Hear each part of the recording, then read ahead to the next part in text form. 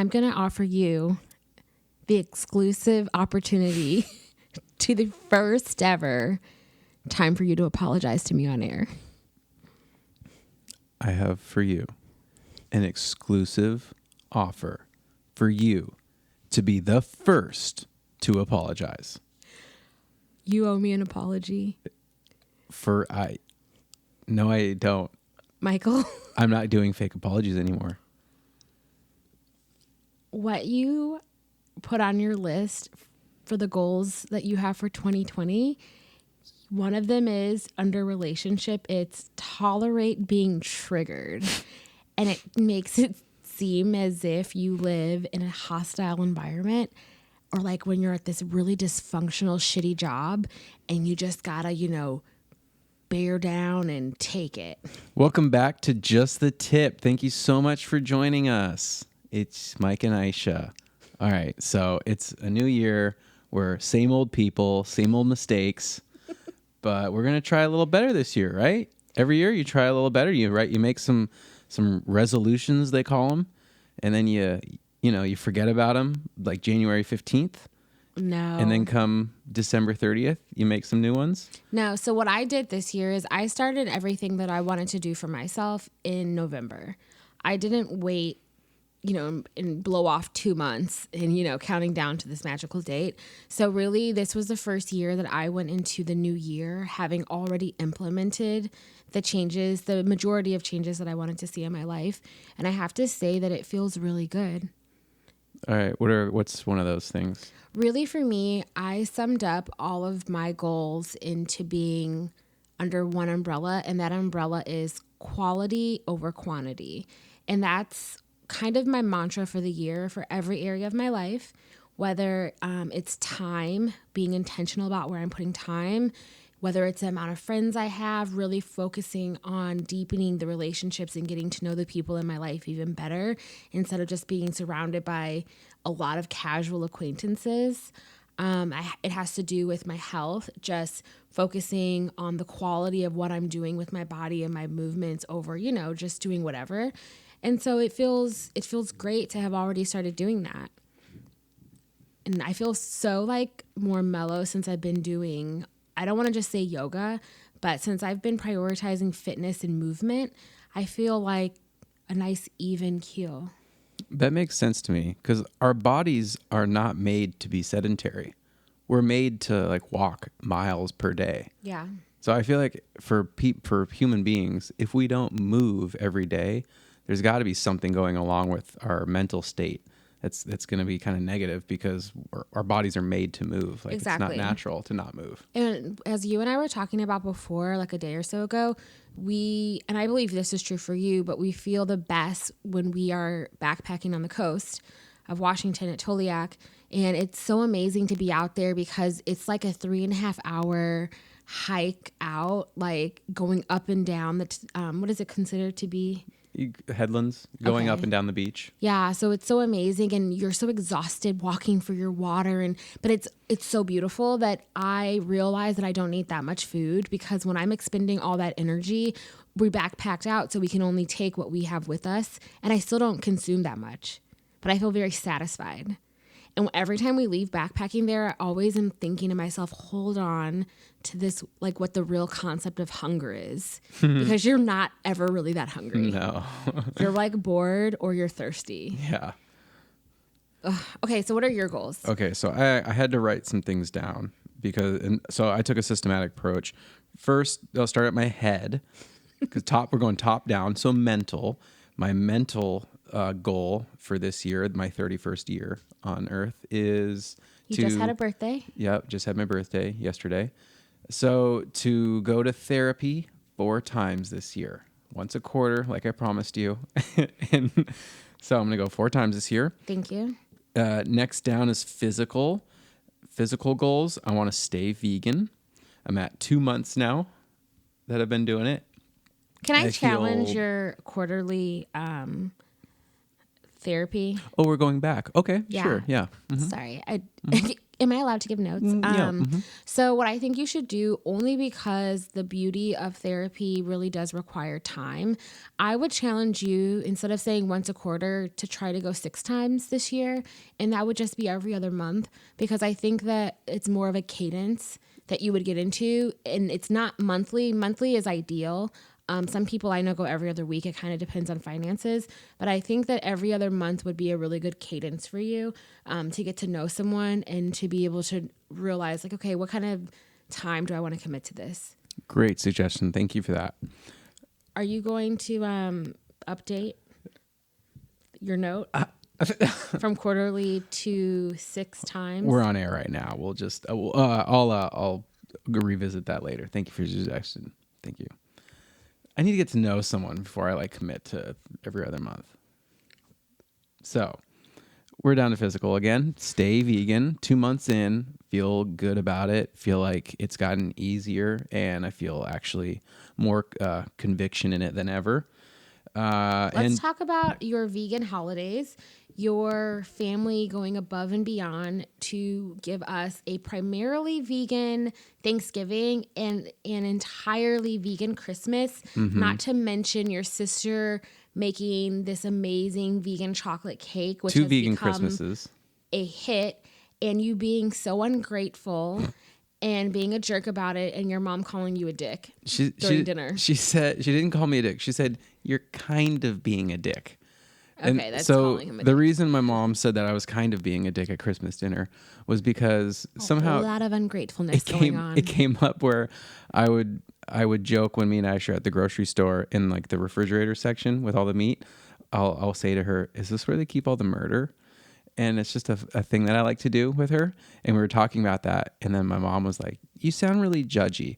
And then I was like, gonna double down on like, why would you feel judged if it's not murder? You know, but because like they have gone out of their way to make every meal with me vegan. And she said, "Well, you're kind of being a dick." So I stopped. I didn't double down. I said, "Okay, they've made every meal for me vegan. I won't call them murderers." I said to you, Michael, your family is amazing and you're being ungrateful. Everyone has to eat vegan now. Like, you're the only person who's vegan 100%, and your entire family, like everyone who I talk to in real life, they're always like, wait, his family like made other food to accommodate him. People who have like a very specific food intolerance, they usually have to bring their own food places. So I just want you to live in a state of gratitude that you have not missed any meals this entire holiday season, and it included the most amazing, delicious chocolate cake. And mine's not even an intolerance; it's just a preference. Yeah, and you were being a jerk about it. Kind of being a dick. Yeah. Okay. So Stretch every day. It's one of my goals. Professional. I want to finish my master's, and then I want to try to network inside my organization. That's like the hardest one on this whole thing for me. why is that the hardest for you? Because networking is something that I am uncomfortable doing. What So aspect of it makes you uncomfortable? Talking to strangers, asking and then asking them what, I feel like networking with a goal. It's easy to like kind of talk to people, be like, oh yeah, like shoot the shit, small talk, but then to like form a professional relationship. There's like networking to me is this weird blurred line between friendship talking and professional talking. To talk to someone as a professional, like to get something done, is really easy for me because it's like this clear, defined professional relationship. There's not much ambiguity. It's like, I need this, you need that. What are the action steps? Do we need to schedule a meeting? Like, it's very easy for me to navigate. The professional, personal relationship is weird to me, to form a relationship, but it's because I want their connections. I don't know. I'm not really good at it. I think that intent, if your intent is just to get their quote connections, I think that then, yeah, it's going to be hard for you because it's so disingenuous. It's not an equal exchange. Whereas all of the people who you've worked with, who you've hit it off, you actually know how to form deep, meaningful relationships that are built upon you being yourself and authentically connecting with people being themselves.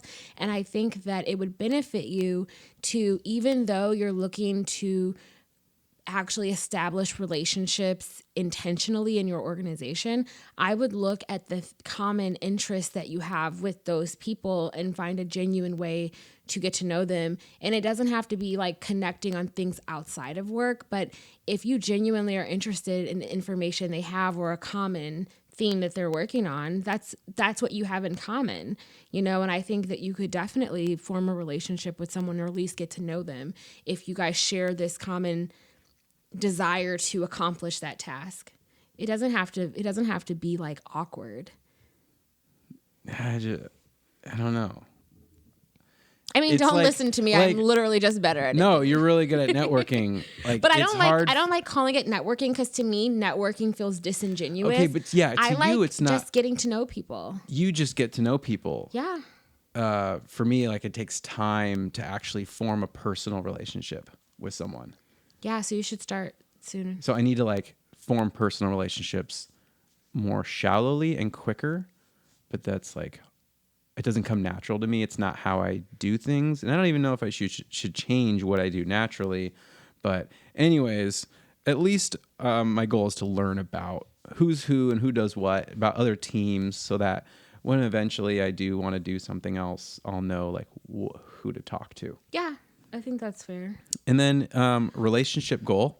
I hope everyone can hear my eyes roll. I wrote down, quote unquote, tolerate being triggered. This is in my own notes that Ishea looked at, which is okay. It's not secretive. This is just how I'm writing it down for me. Because, when you're in a relationship, your partner can say something that might make you mad instantly. And I call that being triggered, where you have like this instant reaction where you're 100 right away. As soon as you hear the thing or see the thing, you're 100 right away. So I call that being triggered. So my goal is, if Ishea says something or does something, which is, I don't get mad that often, but if something pisses me off, I don't want to reciprocate it. I don't want to like try to make her have a bad time in the moment too, just because I'm angry. So my goal is to be angry or to be pissed off and to just let it happen and keep my mouth shut, or if I have to, walk away.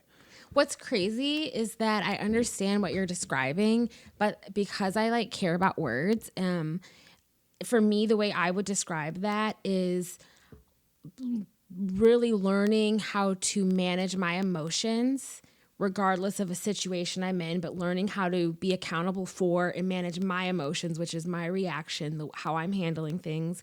And I would also call it learning how to sit in the discomfort of something happening, whether I initiated it or it was initiated by someone else. And so that's how I would think of that. But when I read tolerate being triggered, it just feels like this passive aggressive, it just gives me passive aggressive energy. Okay. It's because tolerate being triggered just to me means sitting there doing no work. It literally sounds like passive. It doesn't sound like you're doing anything. You're just kind of like taking it on the chin, but you're not even mentally like processing it and saying, okay, this is going to actually be uncomfortable and this is how I'm going to manage those emotions, because the emotions are still there. So tolerating being triggered, okay, but what does that look like? That's like a very high level way, but what is that actually going to look like? You haven't like described anything. You need to dig down into that one. Okay, what that looks like is there are times where I will perceive something as being snarky. And when I perceive something to be a jab at me or snarky or something like that, or like what I perceive to be what I would call like a bad attitude kind of thing, my goal is to not reciprocate it. Okay, so what am I going to do? Does that include asking me if what you're perceiving is actually correct? Because all of this, if it's based on a perception, it sounds like you're kind of not going to even clarify or confirm if what you're perceiving is accurate. You're just going to make the decision that kind of defaults to what I'm perceiving is what it is, and I'm going to do this, versus like being inquisitive. I'm going after that split second emotion, because I feel like I can ask questions, clarifying questions and stuff like that. But what I really want to get after is that split second Your knee-jerk reaction. Yeah, that emotional trigger where you see red or you're no longer thinking logically and can ask clarifying questions. Like because sometimes I lose that ability to like actually talk through something if I'm triggered. Yeah. So, Which is kind of interesting. And it makes me want to ask everyone who's listening, if you are in a relationship, how do you handle being triggered by your partner and managing your emotions, or maybe you try to manage their emotions, which isn't really a thing. But we've all been there before. because a lot of things we can just talk through and doesn't take much time or if it's really simple miscommunications, but it doesn't even work at all if I'm emotional or if I'm triggered, like I would say. I'll say the good thing is that I don't think we often are in those situations. I think I could probably count with both hands how many times that's happened in our relationship where we're like beyond. But I think what's good is that we are pretty good about saying I'm sorry, both of us,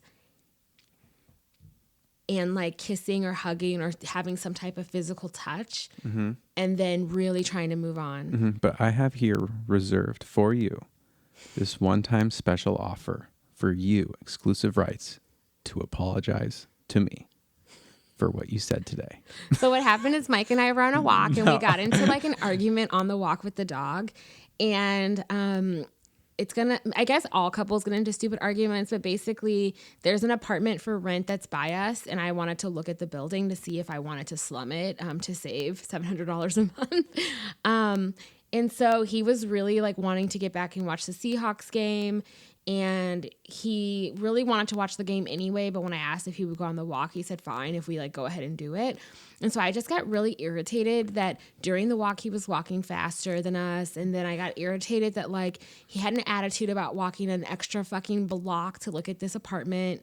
And he didn't know where it was, but it's like, oh, there's only one shitty apartment over here. Like it's that one. It's that shitty apartment. So anyway, we went and like kind of looked at it, but I had already decided that I had an attitude problem. So like we're not going to go anywhere productive once that happens. But then I spent the rest of the walk home just like shitting on the Seahawks and shitting on him caring about football so much and how it's bullshit. And then when we got inside the house, I like, after a while of us like not talking to each other, I like told him, I like walked over to him and I said, I'm going to offer you the opportunity to apologize to me. And I said, I'm done giving out fake apologies, which I've been doing for a while. It just makes life easier. Let's be honest, I'm still going to fake apologize. But today was not the day. So anyways, I feel like we can work through things much better because I know that if I have that hair split second reaction where I'm like, ooh, I don't like what you said, and I fire back with something, then I'm going to do it right to you, and and then it's just not productive for either of us. So I think I would, not that there are winners and losers, because it's like our relationship. Just because you can get more mad doesn't mean you win. But I would win. Okay. I know that it's nothing to brag about, but I'm so competitive. Let's talk about your real win. What was your real win? You've had a real big win. So I wanted to announce to everyone that I successfully paid off all of my consumer debt. And it felt very exciting because it was something that Mike and I had been talking about ahead of getting married. And so I had a really good time showing him the balance of zero. So no credit card debt. It's pretty amazing. And I'm proud of myself. And guess what? In honor of accomplishing that, Mike said, what did you say, babe? I said, I'll take you out we'll take you to dinner, wherever you want to go, besides Daniel's Broiler. Yeah, he said besides Daniel's Broiler, because it's too expensive. Yeah. But yeah, it's really exciting. So how do you feel as my partner? Because although I've totally changed my relationship to money, this has always been a core value for you. So how do you feel seeing my journey? For me, it's about your relationship with money and how you've changed that. And and to have you actually pay down the last of your balance is amazing.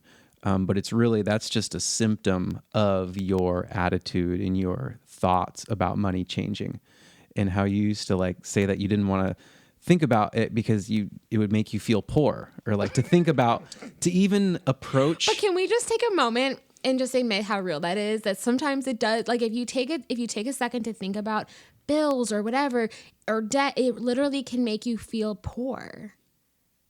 Yeah. I mean, so yeah, I'm just saying it could suck. I guess like if you grew up kind of thinking you might be poor, even though I wasn't, but I always like, I don't know, when you grow up seeing like big houses with like other people have big houses and lots of toys, and I had a great childhood. Yeah. Don't worry about me. I mean, you have a great adulthood. Yeah. Yeah. But like when you always see people with tons more, the idea of being like, am I poor? It doesn't really sting to think like, yeah, I can't afford that. I grew up with all that shit, and I'm like, I don't want to feel like poor. But anyway, I've changed my relationship to money. So that's what I like. I'm the same person who doesn't want to go inside a Walmart because it makes me feel poor. I'd rather go to Target and pay $1 to $3 more to not feel poor. I see you making, it's the daily decision making. It's the overall mindset of, I can't afford that, so I shouldn't buy it. And that's okay. And it's like, now you're okay with telling yourself like, yeah, I can't afford a $2,000 vacation with my friends or something like that. Like that's real. Other people like, I've turned down stuff. You've turned down stuff. It's mostly, I would rather save for my future. Can I say what the difference is? It's not saying I can't afford a $2,000 vacation with my friends, because previously I would have just put it on a credit card and like paid it. It's saying I'm not like the difference for me is saying I'm not willing to accumulate that much debt on a credit card, and I'm not going to use savings to go do that. Therefore, like it's having more of a conversation about it. It's not just being like, oh, well, I can't go to this and I can't go to that. It's really thinking about where I'm spending my money and being intentional with it, and understanding that when you are not carrying debt, it's a totally different conversation on what you can and cannot do versus when you're incurring a level of debt to do those things, and in your mind you're just going to pay it off. I realize the hustle in that. So I have some friends who have always done this and they've always not had any accumulated debt, and then I have other friends who have crippling debt. So it feels good for me to just have gotten to this point on my own and openly talk about it with people, and to have a partner, who was so encouraging. But I'm really proud of myself for like doing the fucking work. It's not easy. It's not pretty. You don't feel like you're making any fucking progress, and like while you're in the thick of it, you don't see light at the end of the tunnel either way. You're just there. And so I'm really, really, really proud of myself, and I think it'll continue to sink in. But it feels so good to like have developed a muscle. And it took every ounce of my energy, and I cried a lot. Yeah. I sound like I won an award. I think the Golden Globes are on tonight. But also, with that same note, something interesting happened to me. Over the holiday, my girlfriends and I have an annual New Year's Day brunch. And although I always have thought my friends had like cute kids, like they're very adorable, I was never like a kid person. I'd rather be with your dogs or cats. But for some reason, I had so much fucking fun with all of these children. I was doing arts and crafts with them. I was painting with them. I was like all this little, like, I don't know what the generation is going to be called that are like between 2 to like 7 years old, but they love filters because it's all they know. And I mean, that's also my love language, selfies. So being able to like play with all these kids in a way that I actually had fun, I was like, oh my God, I didn't fake having fun with these children. So now I'm trying to organize a play date, and I like may need to borrow Mike's nephew so that I bring a child with me, so I'm not just like there as an adult. Kind of creepy. Yeah, I think Mike still doesn't like kids and still doesn't want them. No, I mean, I'm down like with being kids. An I like being an uncle. Like that's fun. I can pop in hour or two once a week. Take a photo. Take a photo, and then so you have evidence. And then like bye. Bye. And then I go home. Were there no kids? I like that life. Yeah, I don't want children right now. As I was like driving to Target, I actually thought about this. I was like, do I want children outside of the fact that I want to know what they look like? Do I want children? And I was like, it's kind of like a hard sale. It's like, do you want to have less money, less sleep, less everything, more worry, more stress, more concern? Do you want to have your heart beating outside of your body with another individual that you have no control over? And I was like, I really need to get my passport updated and I really want to go to Mexico. Priorities. Yeah, I mean, priorities. But this time I'm not going to put on a credit card. Good job. I'm going to make sure I have real money. So, so what are you leaving people with this week? I'm happy to be back recording with you after a little bit of a break. Okay, my tip for the week is don't rush to think of the worst case scenario first. Just in whatever's happening, think what's like a likely scenario that's slightly positive. Don't think about the worst thing at first. Like if someone gave you your phone number, never mind. So I think like with that same sentiment, I think that it's easy the amount of energy it takes to think of the worst case scenario, you could take that exact same amount of energy and think of the best case scenario. So if anything, you can stay neutral till you have more facts, more information, and then make a decision. What I would say my takeaway for this week is that we are all accountable and responsible to some extent, primarily for the lives we're living right now. And I think that when you accept that as like an adult, your life that you're living each day is your choice and you have the power to change anything you don't want. I think I just want everyone to know that. Going into the new year, everyone has all these goals and dreams to literally revamp themselves. But it starts with little tiny changes and just identifying that there's something in your life that you want to adjust.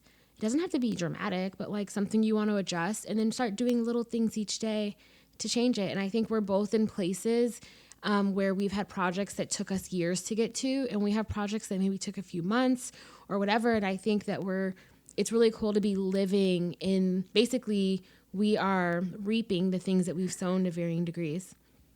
So I'm really into it. And I just feel like, don't maybe get so caught up in having resolutions, but like, what do you want to focus on? Start with picking 5 things. And then if some shit pops up that has nothing to do towards working towards those goals, it should be easy to say no and just get rid of it. All right. Share with us what you're trying to achieve, and we'll try to help you get there. Mike's not going to help y'all do shit. Let's be honest. It'll be me. Okay. Have a wonderful week. Bye. Bye.